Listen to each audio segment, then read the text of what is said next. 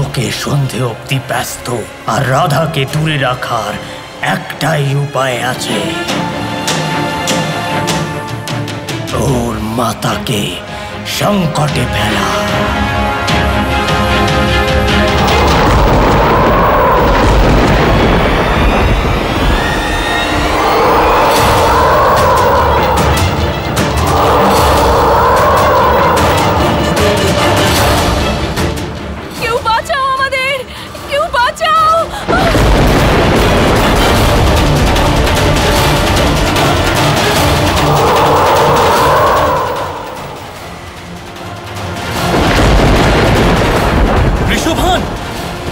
এটা তো যশোদার আওয়াজ।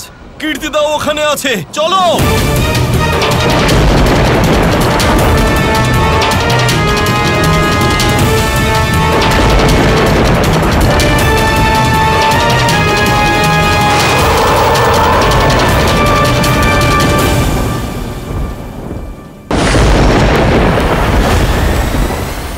তোমার মাকে বাঁচানোর কথা ভুলে যাও কৃষ্ণ, কারণ তুমি আমাকে আর খুঁজেই পাবে না।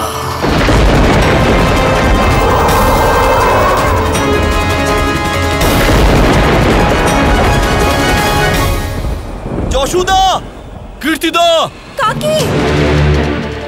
ব্যাস, অনেক হয়েছে কানাই। আমি আর এক মুহূর্ত দাঁড়াবো না। মাকে অপহরণ করেছে কানাই। এই অপরাধের শাস্তি ওই অসুর নিশ্চয়ই পাবে। না দাদা, মামাশ্রীর প্রহার আমার উপর, তাই এবার এর উত্তর আমিই দেব।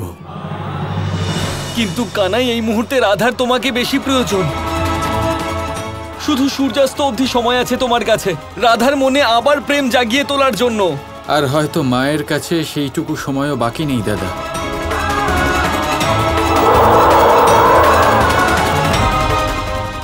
হায় কানাই, এ কেমন দ্বন্দ্ব! একদিকে তোমার প্রেম, অন্যদিকে তোমার কর্ম। এবার কাকে বাঁচবে তুমি? কি করবে?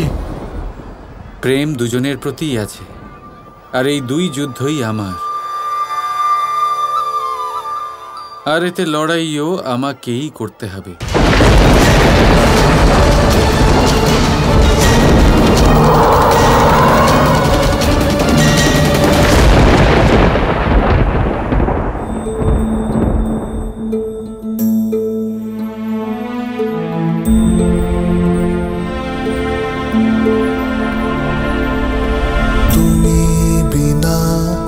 আমি কিছু না রাধিকা প্রিয়া,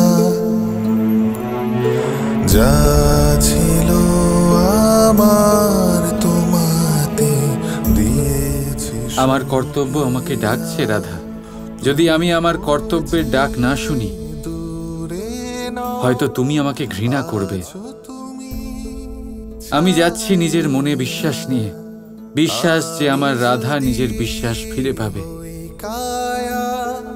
যে আমার রাধা নিজের হৃদয়ে কৃষ্ণকে আবার জাগিয়ে তুলবে।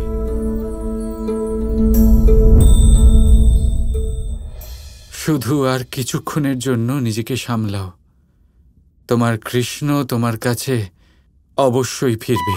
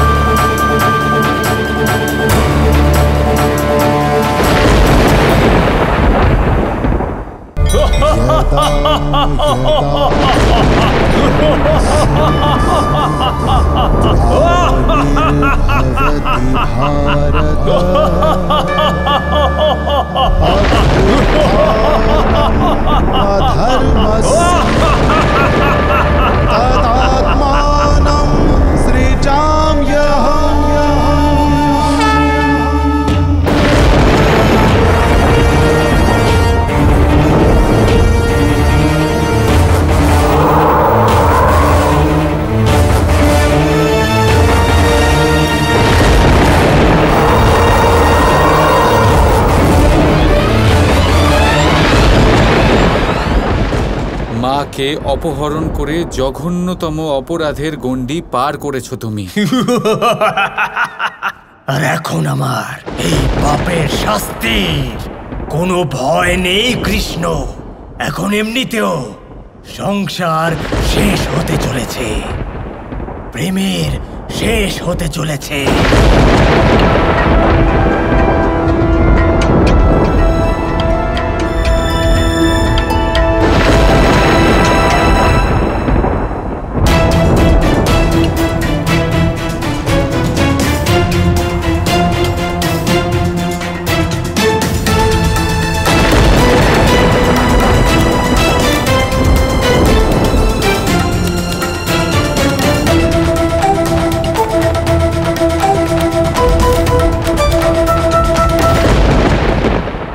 প্রেম শেষ হতে চলেছে,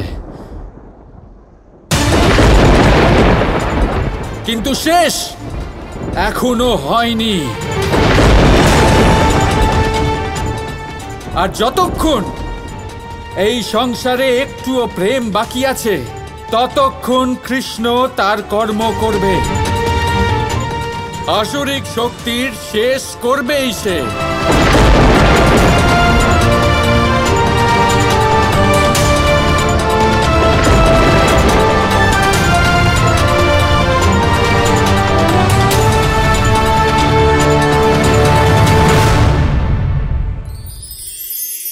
সাফল্য, সাফল্য কে না চায়? সবাই সাফল্যের পেছনে ছুটতে থাকে। প্রত্যেক ব্যক্তি সাফল্য পেলে উৎসব পালন করে, আনন্দ করে সে। কিন্তু যদি আমি কথা বলি অসফলতার, তখন সবাই দূরে পালায়। কেউ চায় না যে সে জীবনে অসফল হোক, কামনা করে যাতে জীবনে কখনো অসফলতার সম্মুখীন না হতে হয়। আর যখন অসফলতা আসে, লোকে নিরাশ হয়ে পড়ে, কেউ শোকে ডুবে যায়। কেন?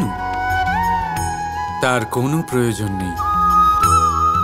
আমি জানি আমি যা বলছি তা কঠিন, কিন্তু একটু ভাবুন,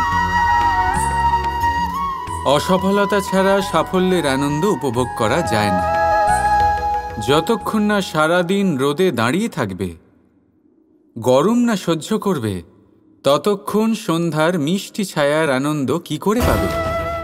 তার গুরুত্ব কিভাবে বুঝবে? এটাই হয়ে থাকে সাফল্য আর অসফলতা। সাফল্য পাওয়ার জন্য অসফল হওয়াটাও অত্যন্ত গুরুত্বপূর্ণ। সমস্যা তখনই আরম্ভ হয় যখন আমরা শুধু সাফল্য আর আনন্দের জন্য তৈরি থাকি, কষ্টের জন্য নয়, অসফলতার জন্য নয়। অসফলতার সম্মুখীন হওয়ার জন্য নিজেকে প্রশিক্ষিত করতে পারি না। একটা সাধারণ কথা যা আপনাকে আত্মস্থ করতে হবে। হ্যাঁ, যার থেকে আমরা দূরে পালাই, সেই পরাজয়ের সম্মুখীন হতে শিখুন। ব্যাস, দেখবেন আপনি স্বয়ং জয়ী হবেন। রাধা রাধা।